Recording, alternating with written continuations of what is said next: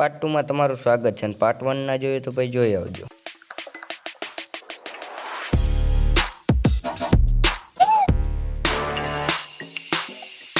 આજે પાછી ઓલી કો નાખી હે બોયડી જારા તારી અત્યારે શું થાય ખબર નહીં।